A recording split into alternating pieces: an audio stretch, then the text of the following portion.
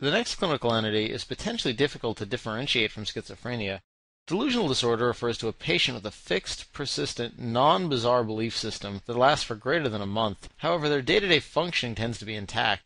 Imagine a married businessman who is successful at work who holds the delusion that his only child wants to kill him. He may carry this delusion and make adjustments in his life to avoid his child, but otherwise carries this delusion without any serious consequences on his day-to-day functioning. A high-yield way to identify this entity in Step 1 questions is that vignettes usually identify a patient with only a single belief or fixation, as opposed to patients with delirium or true schizophrenia that may be described as having multiple bizarre beliefs. Remember, though, that delusions are one of the diagnostic criteria of schizophrenia, so if a person has delusions, and also any of the other 4 criteria for a period of 6 months, they would have schizophrenia. A distinct clinical entity is shared psychotic disorder, wherein a person closely associated with an individual with delusional disorder also develops the same delusions, thus the folie à deux, or madness of two. See, all those years of high school French are paying off. For example, if the wife of the businessman in the prior example also begins to believe that her child wants to kill her husband. Shared psychotic disorders often resolve when you separate the two individuals. Remember when we discussed dissociation as an immature defense mechanism? In short, it refers to a temporary drastic disruption in the personality, memory, or consciousness of an individual to avoid stress. Extreme forms of this defense mechanism manifest as the following disorders. For example, in dissociative identity disorder, individuals may develop multiple distinct identities. These classically occur in patients with a history of sexual abuse. A similar disorder is a dissociative fugue. Classically, these happen when you have natural disasters or wars, where individuals lose the ability to remember details about themselves. A good example would be a Hurricane Katrina victim who fails to remember details about their childhood and individuals from their upbringing. The word fugue in psychiatry refers to a period of memory loss, which is in turn not remembered when a patient's original memory is returned, not to be confused with the type of musical piece. Let's say this Hurricane Katrina victim was able to recover from the episode, but as a result could not remember any details from the hurricane itself. What psychiatric phenomena would they be exhibiting? That's right, dissociative amnesia. A final dissociative disorder is depersonalization. This refers to a persistent feeling of detachment or estrangement from one's own body. Patients often complain about feeling like they're going through the motions of their day-to-day activities. Art historians hypothesize that Edward Munch's The Scream was inspired by this disorder.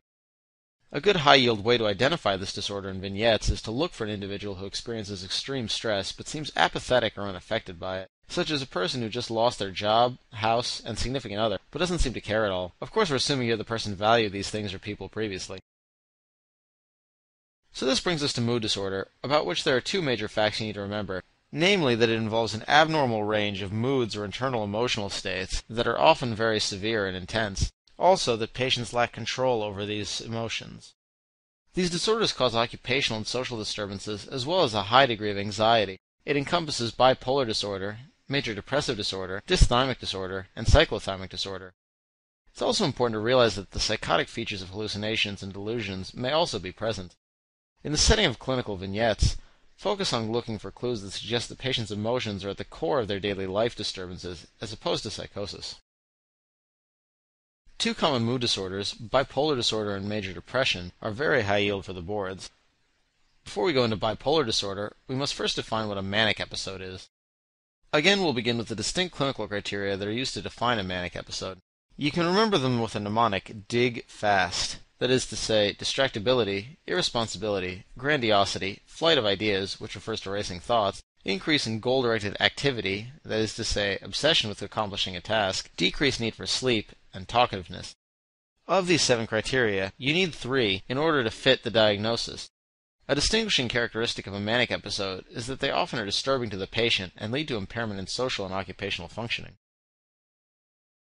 A milder form of a manic episode is a hypomanic episode, where an individual experiences similar symptoms, but that are not severe enough to cause marked impairment in functioning. These symptoms must also last for at least a week to qualify as a hypomanic episode. Be on the lookout for an individual that experiences some of the same 7 criteria previously outlined for a manic episode, but that otherwise leads a normal life. Also be careful to mind the minimum 1-week time span.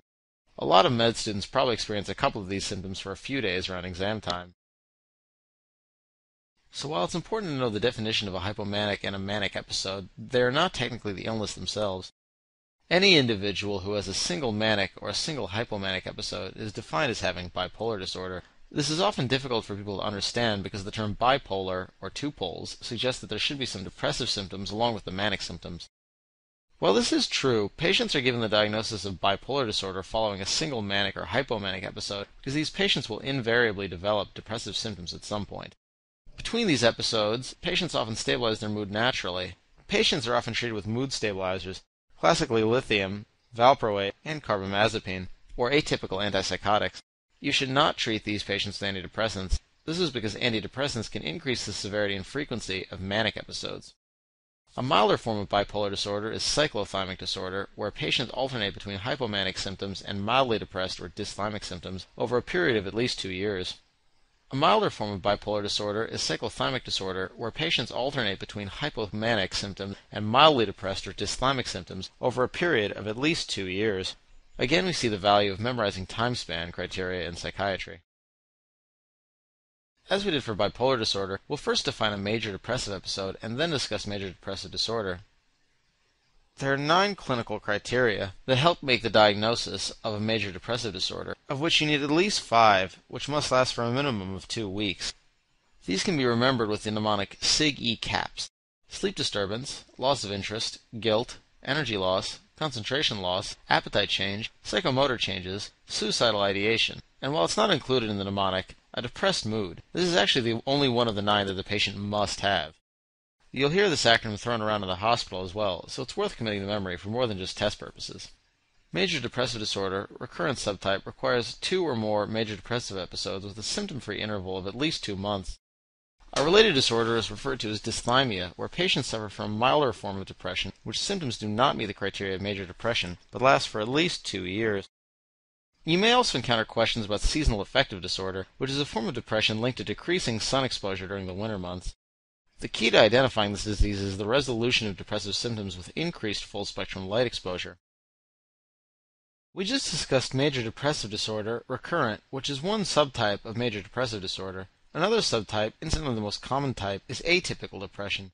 This is often characterized by hypersomnia, which is sleeping more than usual, overeating, and mood reactivity, meaning the ability to experience improved mood in response to positive events.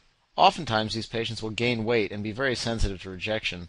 Atypical depression is common in younger patients, such as teenagers, and is usually treated with MAOIs or SSRIs. Postpartum patients are subject to many possible mood disturbances, most of which are benign, but some of which may not be, and will require intervention. The first one is called postpartum blues, and it occurs in 50 to 85% of women.